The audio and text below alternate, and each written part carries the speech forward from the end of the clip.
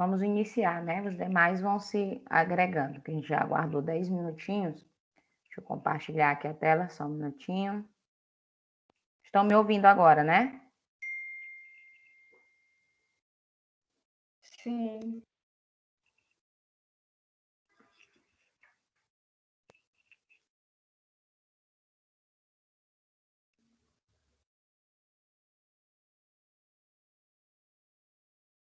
Então, vamos lá. Hoje a gente vai falar sobre a formação dos profissionais da educação, mais basicamente vocês, né, futuramente. Os futuros educadores, futuros professores, tanto de língua portuguesa e literatura, quanto de biologia, né, e de ciências nas séries. Professora, Oi, diga. perdão, Marcelo. Turma Oi, de Marcelo. biologia. Aí o Desculpa, Marcelo consertou o áudio dele. eu tô no celular, minha irmã, que meu computador tá com defeito. E eu tô entrando agora, é porque a internet tá só auxiliando. Aí, tipo, se a senhora sentir a minha ausência aí, é porque a internet não tá ajudando, viu? Mas eu, Tranquilo, Marcelo. Já está com a presença aqui registrada. Não se preocupa não, viu? na hora, querida. Tamo junto. Pois tá, um abraço. Hoje vamos continuar. Gente, quem tiver problema de oscilação de internet, não se preocupa. Basta justificar que a professora não coloca a falta, tá bom? Então vamos lá. Continuando. A gente vai falar sobre a formação dos profissionais da educação. Isso baseado na legislação, viu? Como eu já disse para vocês anteriormente, essa disciplina, ela às vezes é um pouquinho chata porque ela é muito questão de lei. Então vocês têm que estar fundamentados também com relação à questão de como vem a ser essa formação de vocês atualmente. Vamos lá. Lá no artigo 61, consideram-se profissionais da educação escolar básica os que, nela estando em efetivo exercício e tendo sido formados em cursos reconhecidos são, vamos aqui, ó, primeiramente, professores habilitados em nível médio ou superior para a docência na educação infantil e nos ensinos fundamental e médio. Preste atenção em um detalhe que a gente também vai ver um pouquinho mais à frente, mas eu já vou me adiantar. Essa habilitação em nível médio, gente, pelo Plano Nacional da Educação, PNE, só valia até o ano de 2020. Então, quem tem magistério, tá? Eu não sei se é o caso de alguém aqui da turma. Quem tem magistério até 2020 poderia fazer concurso, tá? Público para as séries iniciais e para a educação infantil. Não vou dizer que algumas prefeituras, né, a nível de estado isso não acontece mais, mas não vou dizer que algumas prefeituras ainda utilizem, né, desse requisito da questão do magistério para poder pagar menos para os servidores. Só que legalmente não é mais permitido se fazer concurso público para professor de nível médio. Acontece? Sim, acontece ainda. Não posso precisar para vocês se agora, a partir de 2021, eles vão parar. Mas, pela lei, em 2020, isso se encerrou. Não se pode mais fazer concurso para professor apenas com magistério. Você tem que ter o nível superior. Então, trabalhadores em educação, portadores de diploma de pedagogia, com habilitação em administração, planejamento, supervisão, inspeção e orientação educacional, bem como com títulos de mestrado ou doutorado nas mesmas áreas. Outra coisa que é também interessante dizer para vocês com relação a essa questão da formação. Eu não sei se foi para essa turma, mas eu já falei a respeito de alguns professores do estado do Maranhão que não possuem nível superior porque não concluíram. E isso já tem uns 4 a 5 anos que ocorreu. O que foi que o governador fez? Na verdade, não foi nem o governador, foi a lei que obrigou ele a fazer isso. Ele notificou todos os professores que estavam em exercício, e isso eu falo para vocês, no ensino médio, que não tinham concluído o nível superior ou que nem chegaram a fazer o nível superior. Por quê? Porque ficaram achando que só o magistério seria suficiente e que a lei não ia entrar em vigor, tá? Então, o que é que ele fez? Notificou esses servidores e esses professores tiveram que sair da sala de aula. Por quê? Porque não tinham a qualificação devida. Tá? Foi dado um prazo e eles não conseguiram Alguns não fizeram de jeito nenhum e outros não conseguiram concluir a graduação dentro desse prazo. E aí, eles foram retirados de sala de aula e colocados em cargos técnicos, na secretaria, em bibliotecas. A grande maioria desses professores já eram professores que já estavam praticamente próximos do período de aposentadoria. Tá? Então, isso ocorreu aqui no estado do Maranhão. Os professores tiveram que sair das suas salas de aula porque não tinham a qualificação devida. Principalmente para professores do nível médio, porque no nível médio é que não se admite de jeito nenhum professores que não tenham concluído o nível superior. O que é que acontece nos processos seletivos? Inclusive, eu vou até avisar para vocês. Vocês já estão em que período, gente? Alguém me responda aí. Agora a professora dá aula para uma porção de turma, não está sabendo de verdade. Qual o período de vocês, de biologia? Quinto período. Pronto. E o de letras, já estão em que período? Tem alguém de letras aí? Segundo período. Segundo. Então, para letras isso não vai valer, mas para biologia vai. Os alunos de biologia já poderão participar do processo seletivo do Estado. Vai ter processo seletivo do Estado esse ano, viu? Fiquem de olho que vai sair a qualquer momento. Para professores do nível médio. Professora, a senhora está acabando de dizer para a gente que quem não é formado não pode fazer processo seletivo, não pode fazer concurso. Preste atenção. O processo seletivo não é um vínculo para o resto da vida. É um vínculo que você vai ter com o Estado por tempo determinado. Então, nesse caso, eles admitem alunos que já estejam cursando a partir do quinto período. Não sei se isso vai mudar nesse próximo edital que vai sair, mas até o edital do ano passado não teve, mas em 2019 teve. Até 2019, alunos que estavam cursando o quinto período puderam fazer o processo seletivo do Estado para professor, viu? Então, fiquem de olho que eu acredito que não vai haver essa mudança, não. A diferença é só porque, aí eu vou dizer a diferença. Quem faz com nível superior recebe um pouquinho melhor, quem faz sem ter concluído o nível superior tem uma diferença de salário de 250 a 300 reais. É só isso. Vamos aqui para frente, vamos ver se meu slide desce. Slide não, o PDF, né? Porque os slides não estão rodando aí no Teams. Continuando. Trabalhadores em educação, portadores de diploma de curso técnico ou superior em área pedagógica ou afim.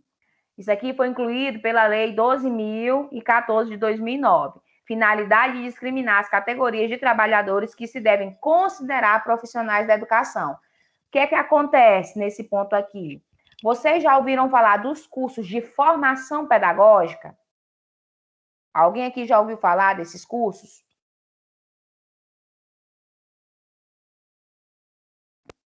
Ninguém, nunca ouviu falar. O que são os cursos de formação pedagógica? São cursos que dão habilitação para que você possa ser licenciado. Como assim, professora? Por exemplo, eu me formei em administração. Eu não sou licenciada, eu sou bacharel.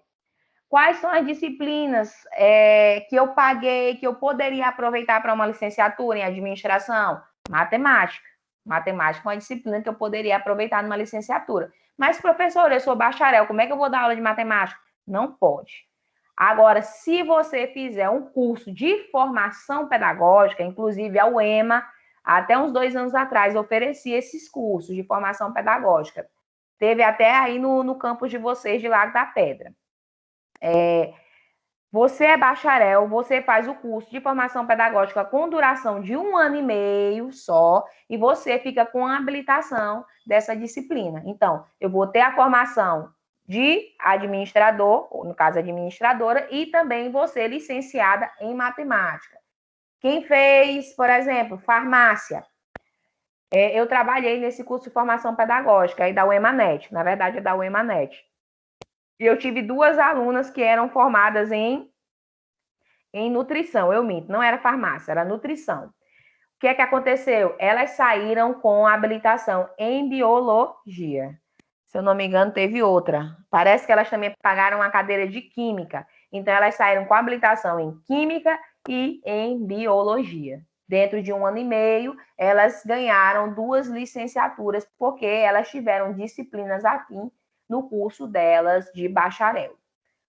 Aí tem um parágrafo único. A formação dos profissionais da educação de modo a atender às especificidades do exercício de suas atividades, bem como aos objetivos das diferentes etapas e modalidades da educação básica, terá como fundamentos incluídos nessa Lei 12.014 de 2009. Essas leis, gente, na verdade, são algumas resoluções que aparecem e fazem alterações, no nosso caso aqui na LDB. Tem mais. A presença de sólida formação básica que propicie o conhecimento dos fundamentos científicos e sociais de suas competências de trabalho. Vamos lá, a formação básica. Vocês, enquanto professores, terão que ter uma formação inicial. Qual é essa formação inicial? A que vocês estão fazendo agora na graduação. Tá? Consequentemente, vocês farão uma pós, um mestrado, um doutorado, ou os cursos também, além dos cursos com essa carga horária muito maior, vocês também têm a opção de fazer cursos que poderão dar titulações e até melhoria de salário para vocês, porque no plano de cargos e carreiras dos professores também se contempla esse aumento salarial para quem faz formações, tá? Aqui no município de Paulo Ramos, a cada 360 horas de formação, você tem um acréscimo de 5% em cima do valor bruto do seu salário. Então, se você ganha, vamos supor, R$3.000, você terminou, ou você somou, não precisa ser um curso especificamente de 360 horas. Você pode ir somando cursos a partir de 40 horas. Quando chega nessa quantidade X, você pode entrar com requerimento no Recursos Humanos, aqui da prefeitura, e solicitar esse aumento no seu salário. Então, se você recebe 3.000, você vai ter um aumento mensal de 300. Isso pode chegar até 15%. Então, 300, 600 e 900. É um aumento bom, considerável, não é? E é o quê? Um incentivo para que o professor ele continue se qualificando. Ele se qualifica, mas ele tem uma recompensa pela qualificação que ele fez. A associação entre teorias e práticas mediante estágios supervisionados e capacitação em serviço. Outra coisa que é muito importante, essa associação entre a teoria e a prática. Todos vocês vão ter que passar por um período de estágio.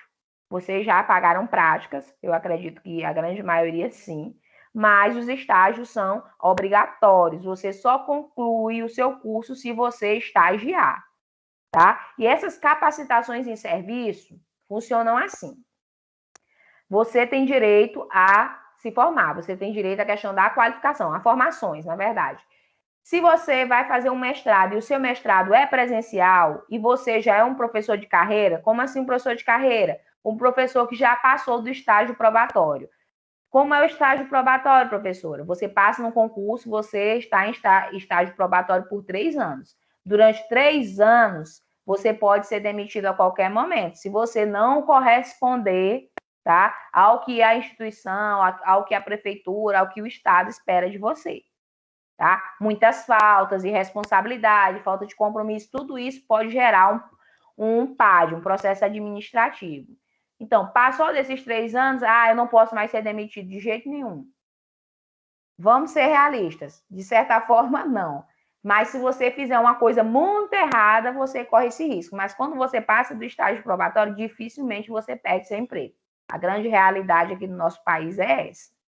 Tá? Então, quando você passou do estágio probatório, você tem direito à licença remunerada para fazer alguns tipos de formações. Por exemplo, o mestrado. Você vai fazer um mestrado presencial e você é professor aí de Lago da Pedra, ou de Lago do Junco, ou de Paulo Ramos. Você vai entrar com uma licença e você vai continuar recebendo seu salário, tá? E estudando. Isso está na lei, é direito seu. Aí vamos lá. O aproveitamento da formação diz. Alguém vai perguntar?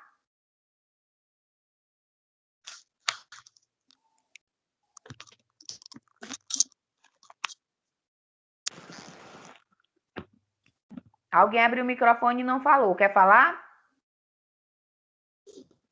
Não, professor, que eu acabei de chegar na sala, que eu estava na rua. Ah, que bom. Já estava sentindo tua falta, Micael, que o povo dessa sala não gosta de falar. Eu já ia dizer, gente, o Micael não Pois, sabe para pois onde pergunta, perguntar. pois pergunta, Eita, professor, pode Micael. falar. Não, nós estamos falando aqui da importância da formação do professor. O quanto isso Ah, também serve para a vida dele, né? E também dos incentivos que ele recebe para ter essa formação. Porque a gente fala muito de que o professor é mal remunerado, que o professor não recebe tão bem. Eu estou explicando aqui para os alunos que quando. Aí tem um detalhe: quando o município tem um plano de cargos e carreiras, há um incentivo aos professores para que eles continuem participando de formações. E a cada 360 horas, você tem direito de um reajuste no seu salário de 5%.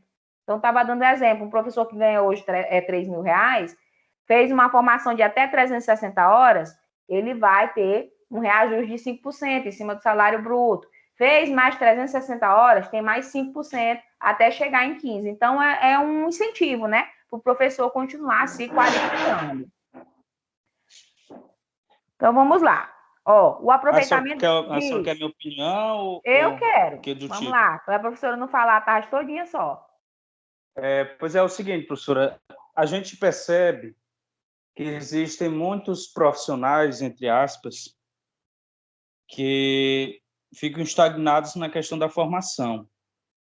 E a gente bem sabe que o professor ele sempre precisa estar no constante processo de reinvenção da sua prática pedagógica, porque nós sabemos os desafios que a própria docência já exige, como também as novas adversidades que acontecem diariamente. Eu, por exemplo, peguei os meus alunos lá do primeiro ano de biologia e os levei lá no laboratório da UEMA, e a gente realizou 2 práticas. E os alunos disseram: professor, gostei muito, foi proveitoso, a gente aprendeu e tudo, nunca um professor tinha feito isso com a gente, cativou a nossa escolha para possíveis cursos na área e tudo. E eu me senti realizado, satisfeito com essa prática pedagógica. E a gente percebe que o professor precisa sempre estar na sua formação. É muito difícil você pegar um professor que nunca teve a disciplina, como, por exemplo, de didática ou de políticas públicas, e entrar na sala de aula e surtar, porque não consegue ter esse processo de auxiliar o aluno nessa construção de conhecimento. Por isso que é tão fundamental a gente fazer isso. Justamente, nem todos os professores têm essa preocupação, né?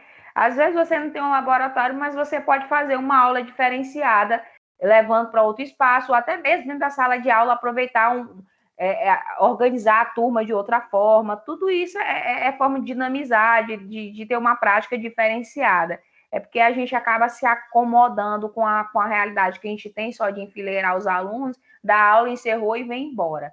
Nem todo mundo quer ter esse compromisso, né? Então, ó, o aproveitamento da formação e experiências anteriores em instituições de ensino e outras atividades. Por exemplo, hoje o Micael trabalha numa escola uma escola privada, não é uma escola pública. No entanto, ele pode aproveitar essa experiência que ele está tendo na escola particular e trazer para a escola pública. É a questão da contagem do tempo de serviço. Eu não sei como é que funciona aí no instituto, mas eu acredito que tu assinou um contrato ou assina a tua carteira. Então, isso é contagem de tempo de serviço que pode ser atribuído futuramente na questão da tua aposentadoria. Tá? Isso tudo Glória a também. Deus. Olha, isso Glória aí a pode Deus. ser aproveitado como soma de tempo, porque a gente sabe que os professores têm um período, né, de trabalho que ele pode reduzir carga horária. Aqui em Paulo Ramos, se eu não me engano, o professor tem que ter pelo menos 55 anos, isso no nosso plano, gente. Isso também vai variando de plano para plano. Viu? Aqui no nosso plano, o professor tem que ter, se for homem, 55, se for mulher, 50, e pelo menos 25 anos em sala de aula. Se eu já tenho 25 anos em sala de aula, mas não tenho a idade, eu não tenho direito à redução de carga horária. Tá? Mas se eu já tenho e tenho a idade, eu tenho direito a essa redução. Já é uma ajuda, né? De 13 para 6 ou 7 aulas. Diz-me. Não, lá no Instituto a carteira é assinada. Olha aí, então como tu eu já estou está nesse contando período tempo de serviço. como eu estou nesse período ainda de avaliação, tudo desenvolvendo o trabalho, aí possivelmente na metade do ano, no outro ano já assinam a minha carteira. Só que minha dúvida é o seguinte: como a senhora é secretária de Educação, acho que a senhora ficou sabendo que aqui houve muitas falcatruas, né? O antigo gestor deu várias licenças prêmios para professores e outros funcionários, e tá uma verdadeira bagunça. Aí eu fico assim me perguntando como é que funciona essa licença, essa concessão, como é que acontece assim? Ó, o que vai pegar, aí eu vou te dizer. Assim, isso não aconteceu, na verdade, só aí, Micael. Isso aconteceu na maioria dos municípios em que os gestores perderam. Aí eu vou te explicar como é que vai conseguir resolver esse problema. O gestor pode até ter dado com data retroativa. Esses documentos que a grande maioria realmente foram dados com data retroativa. Mas esses documentos têm que ser publicados no Diário Oficial. Então, não tem como publicá-los com data retroativa. O que é que vai acontecer? O servidor vai perder a licença, o servidor vai perder tudo isso que ele ganhou de ônus agora no final do mandato. Porque ele não vai ter como comprovar que ele recebia isso anteriormente. Quando for fazer a análise da folha, por exemplo, alguns professores que foram promovidos, tem como se constatar que eles não receberam essa promoção no período que vai estar lá no documento, entendeu? E com relação às licenças, vai ser vista a questão da data, se realmente está batendo, né? Se ele realmente tem o tempo e se houve essa publicação no Diário Oficial. Eu não sei se aí, mas eu acredito que tenha, porque o Diário Oficial Municipal é obrigatório, tá? E não tem como você fazer publicação retroativa nele, a não ser que seja Porque mesmo no um caso, hack, uma coisa do outro mundo. Diga. aqui a ex-secretária de Educação, o antigo gestor deu 1 ano de licença para ela. Aqui nós Aí a temos gente também fica assim, algumas licenças de 1 ano remuneradas. A pessoa vai ficar 1 ano. Existe essa licença, é uma licença chamada licença especial. Eu vim descobrir essa licença agora também. Só que a daqui, ela não tem durabilidade de 1 ano, ela tem durabilidade de 6. Talvez o plano daí seja diferente do nosso. O que é que ela contempla? O servidor que nunca se afastou, isso é só para professores, viu? O servidor que nunca se afastou da sala de aula, que nunca faltou, tá? No período de 10 anos, ele tem direito a ficar 6 meses sem trabalhar, recebendo remuneração. Isso é o que contempla a nossa, tá? Só quem pode dar essa licença é o secretário de onde o servidor é lotado. Nós recebemos algumas licenças aqui também de servidores da educação, mas que receberam essa licença de outros secretários. Isso também não vale, não tem como.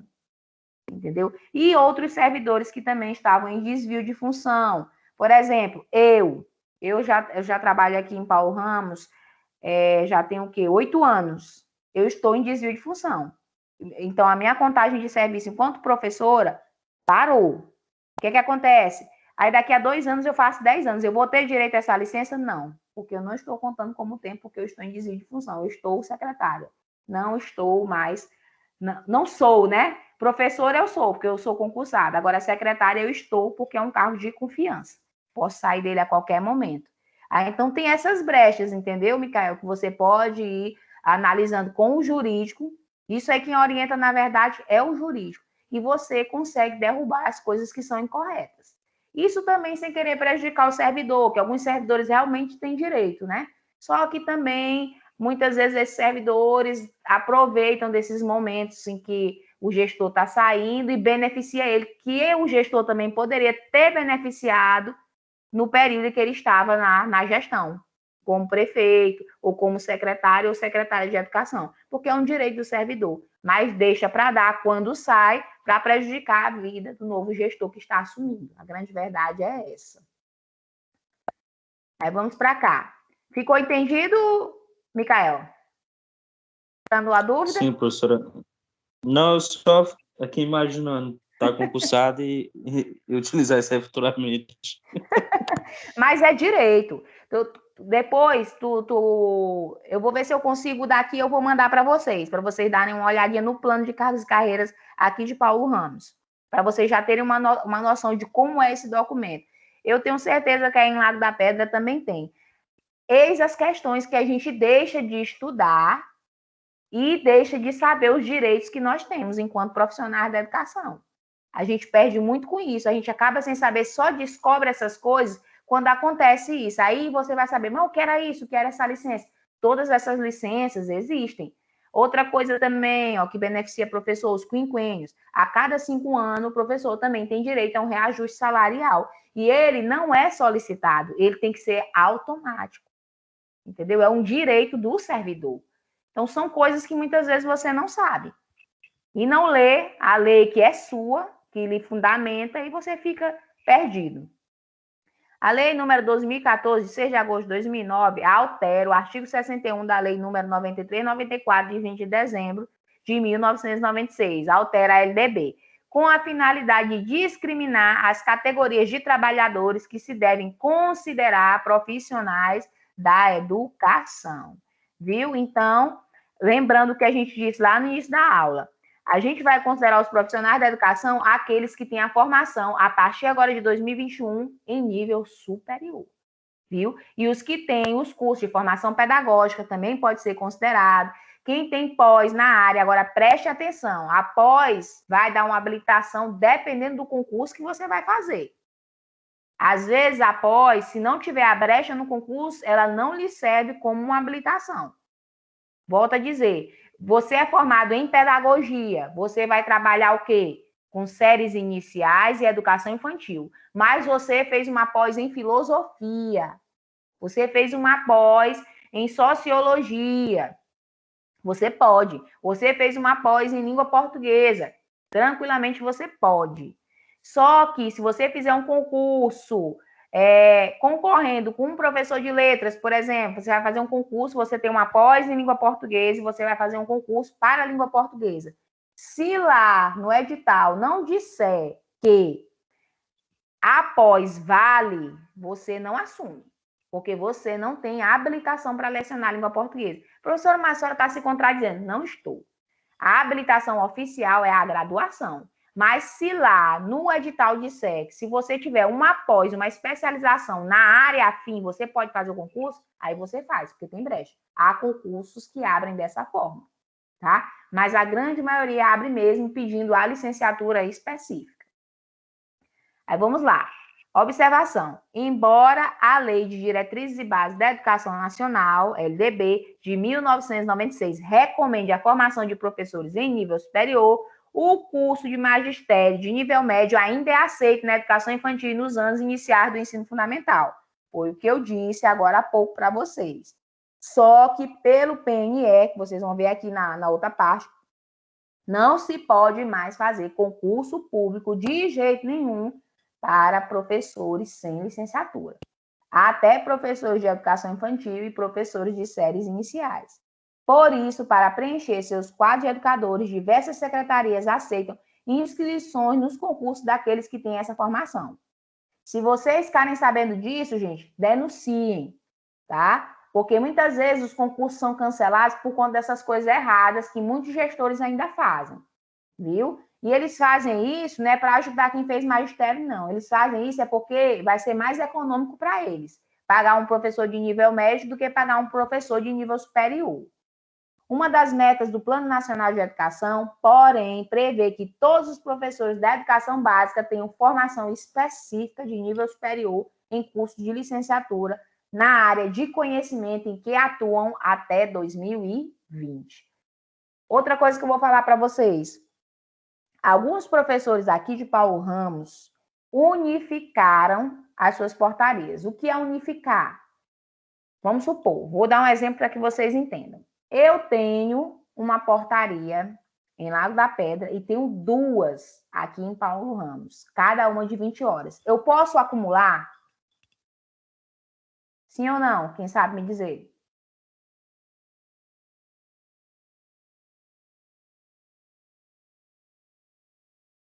Ninguém sabe. Eu não posso acumular, gente. Eu não posso ter 3 concursos públicos.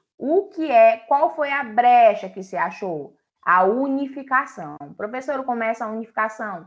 Eu tenho 2 portarias de 20 horas aqui em Paulo Ramos, eu vou unificar as 2, transformar as 2 em 40 horas. Como assim? Eu exonero uma, o município abre um processo seletivo, viu, gente? Isso aí também não é só eu querer, não. O município tem que abrir o processo seletivo. Você se inscreve nesse processo. O que é que acontece? Quando você se classifica, você exonera uma portaria e automaticamente o município entende que ele vai dobrar a tua de 20. Ele não está te dando outra portaria. É como se, o nome está dizendo, ele unificou as 2 de 20 e transformou em uma de 40. Professora, mas continua 60 horas. E aí? Mas eu não tenho mais 3 vínculos, eu só tenho 2 vínculos. O professor ele pode ter 2 vínculos, um de 40 e um de 20, mas ele não pode ter 3 vínculos de 20, tá? Coisas também de lei. Não dá a mesma carga horária, 60? Dá, mas pela legislação não pode. Então, se eu tenho uma de 40 e uma de 20, tudo bem, eu posso. Agora, se eu tenho 3 de 20, eu não posso de jeito nenhum. Mesmo porque o que é que eles entendem? Eu posso ter 3 portarias de 20 em 3 locais diferentes. Como é que esse professor vai conseguir dar aula? Eu tenho uma de 20 lá em Vitorino, tenho outra de 20 lá em Paulo Ramos e tenho outra de 20 lá em Lago da Pedra. São 3 vínculos, não pode. Apesar de que existem professores que mantêm sim. Mas eu vou dizer para vocês, esses professores vão ser pegos uma hora ou outra, viu? Alguns tiveram que exonerar e outros estão respondendo processo para devolver o dinheiro que ficaram durante anos, que esse dinheiro poderia ter sido o quê? Para outro profissional. Ele tirou a vaga de alguém que poderia estar trabalhando, que realmente iria exercer a profissão da maneira correta. Legalmente, né? Que eu estou falando. Artigo 62. A formação de docentes para atuar na educação básica, far-se-á em nível superior, em curso de licenciatura de graduação plena, em universidades e institutos superiores de educação, admitida com formação mínima para o exercício do magistério na educação infantil e nos 5 primeiros anos do ensino fundamental, a oferecida em nível médio na modalidade normal. Vamos esquecer isso aqui. Isso aqui está na lei ainda? Tá. Mas eu já disse para vocês, Plano Nacional da Educação 2020 extinguiu. Viu? Só se for sair agora em 2021 uma resolução nova, que ainda até o momento não saiu. Nós temos aqui os parágrafos, né? O primeiro, a União, o Distrito Federal, os estados e os municípios em regime de colaboração deverão promover a formação inicial, a continuada e a capacitação dos profissionais de magistério. Isso também é contemplado lá pela Lei 12.056 de 2009. O que é que acontece, gente? A maioria dos municípios do estado e o próprio governo federal não disponibilizam essas formações. E até disponibilizam, mas não é da maneira correta. O que é que acontece na maioria dos municípios? Uma vez por ano se faz uma formação pedagógica, que muitas vezes é uma péssima formação pedagógica, não é boa. E eu vou dizer para vocês, aqui em Paulo Ramos, a gente entrou num consenso de não fazer uma formação agora, no início da gestão, porque, gente, eu vou dar minha opinião para vocês com relação à questão não presencial. Eu acho que é muito mais complicado você fazer uma formação pedagógica à distância do que presencial. Na minha opinião, a formação pedagógica tem que ser, sim, presencial. O professor poder perguntar, para ele poder tirar a dúvida que ele tem, entendeu? Principalmente nesse momento que nós estamos vivendo. Os professores estão perdidos, não estão sabendo como é que vão ministrar suas aulas de verdade. A gente, até o momento, sabe que a gente vai retornar com o ensino híbrido, mas não sabe de verdade como é que ele vai funcionar. Eu estou aqui, ó, com o celular sem poder mexer, mas com um monte de mensagem de aluno aqui na tela dizendo que não consegue acessar porque está usando a 4G. Tem gente que está com o celular que não está 4G, está 3G. Tem gente que a internet está caindo porque está chovendo. Então, são N fatores que impossibilitam que essa aula aconteça. Outra coisa também que eu já vou falar do Micael, ele sabe como é isso. Micael, como é que está funcionando o ensino híbrido aí no Instituto? Tá 100%? Inclusive, foi o motivo de ter levantado a mão. Lá é o seguinte, a gente tem os horários de 50 minutos, Aí você tem que entrar na sala de aula, criar o link pela plataforma Meet ou pelo sistema SaaS. Aí você pega, copia o link e disponibiliza no grupo da turma, na qual você vai ministrar aquela aula. Aí os alunos vão entrar, aí você tem que estar aceitando. Aí o que acontece? Você tem que dar o conteúdo, ter cuidado com os alunos que estão em casa, controlar a turma que está de forma presencial, tudo isto em 50 minutos, para dar todo esse processo. Aí a gente tem o quê? Às vezes o aluno está conversando, está atrapalhando a aula, você tem que chamar a atenção, ou seja, é nessa velocidade que você tem que se adequar. Aí, por exemplo, na terça-feira eu tenho o quarto, quinto, sexto e sétimo horários seguidos, em 3 turmas diferentes. Então, eu tenho que me deslocar rapidamente, disponibilizar esse link e tudo. E dando conta.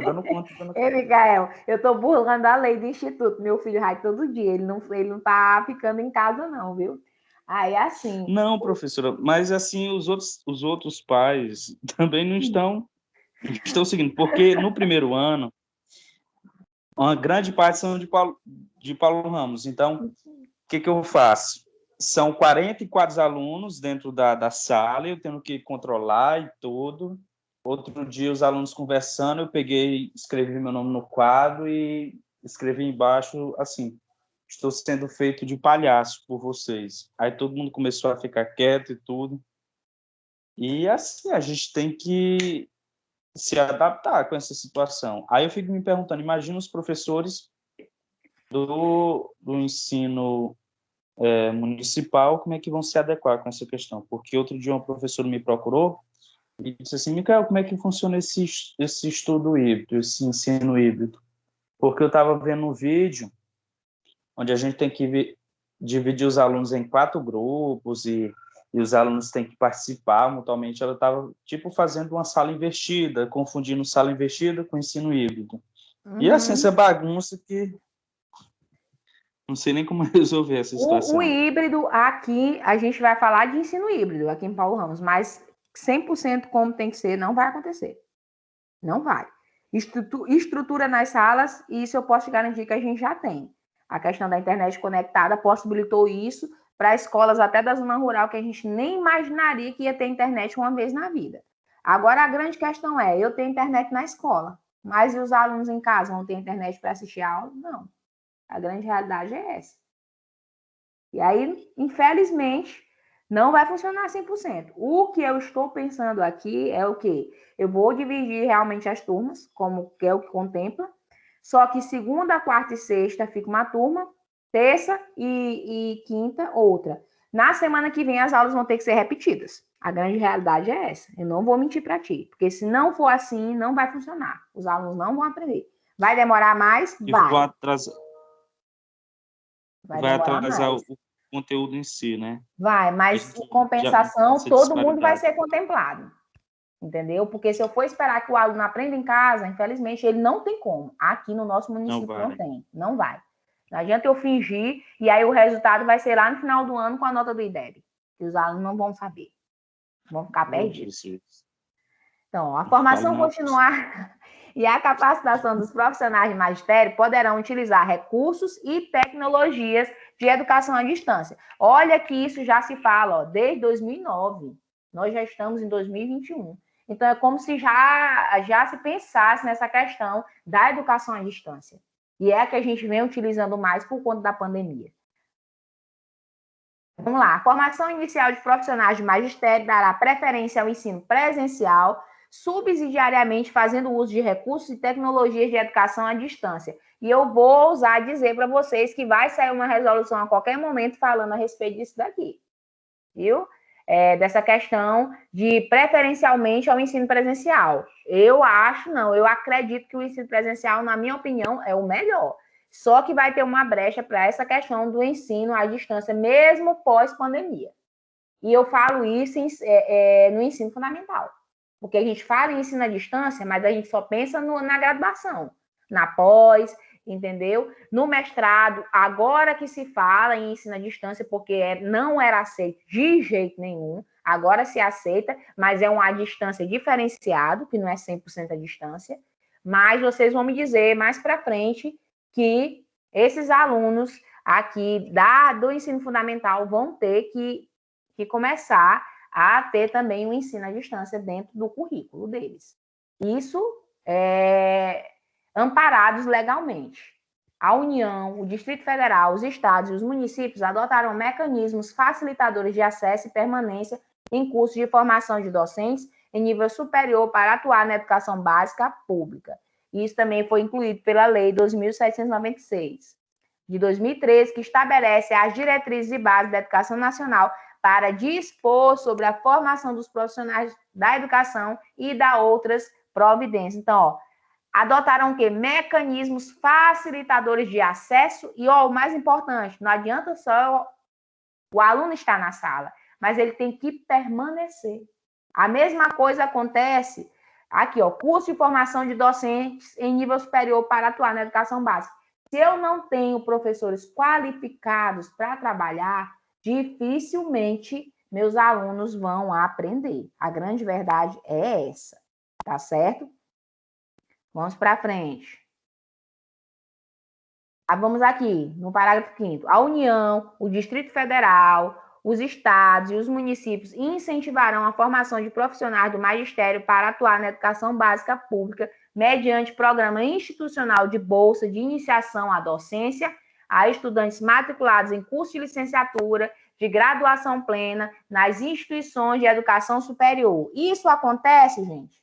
100%? Porque acontecer, acontece, mas não é, infelizmente, 100%, né? Como é aí na UEMA?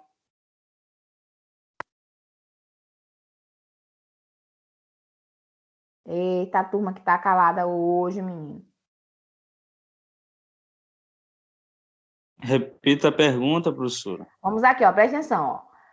O Ministério da Educação poderá estabelecer... Não, eu fugi. Programas, vem aqui, Programas de instituição de bolsa de iniciação à docência a estudantes matriculados em curso de licenciatura de graduação plena nas instituições de educação superior. Existe isso na UEMA? Essas bolsas de iniciação à docência para vocês? Isso não se refere às bolsas de estágio remunerado? Sim. Porque a gente sabe que existe, só que não assim, acontece 100%. Não acontece de forma satisfatória. Porque eu vou lhe contar bem aqui, já que a senhora tocou na ferida, eu vou abrir mais. Ano passado, lá em agosto, eu fui contemplado com a Bolsa Permanência. E lá no edital, quando eu falava sobre os objetivos, um deles era melhorar as condições dos alunos diante da crise pandêmica, questão financeira. E os meus colegas que foram contemplados com auxílio só começaram a receber lá em dezembro, e até hoje não receberam as outras parcelas. E eu está suspensa a minha bolsa, já estou trabalhando, e não tem nem previsão de retornar a bolsa em si, porque não tem as condições legais para acontecer. Então, a gente fica assim se perguntando, existe esse benefício, mas ele não é feito de forma satisfatória na prática, porque Justamente. é muito bonito no papel, é muito bonito ali na questão regimental e tudo, na mídia, mas na prática a gente sabe que não acontece de forma satisfatória. Então, se E o aluno fica estágio empolgado, né? Porque é um incentivo. Incentivo que dá vontade de a gente até desistir. Porque eu estava com vários... Desculpa aí, Micael. Deixa eu entrar. Diga, amor. Estava sem internet. Só deu para entrar agora. Pai de glória. Bom dia. Boa tarde.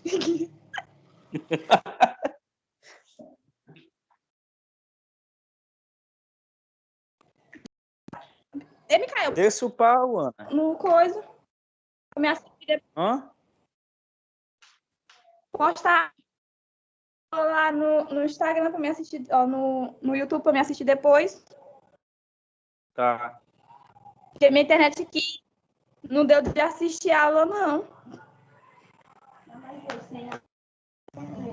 Viu? Tá, tá. Depois eu coloco lá. Tá. Obrigada. Já que ela... De nada, meu querido. E vocês têm que me lembrar, gente, que eu tenho um milhão de coisas. Aí, se vocês não lembrar, eu me esqueço.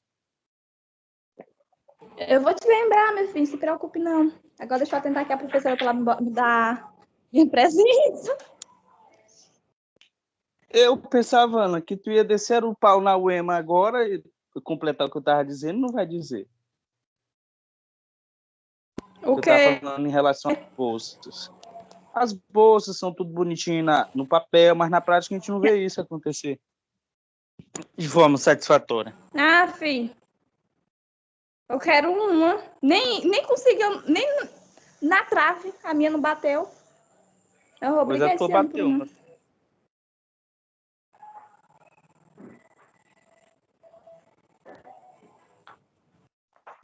Então a gente tem que ir para a luta. A internet da professora acabou de cair.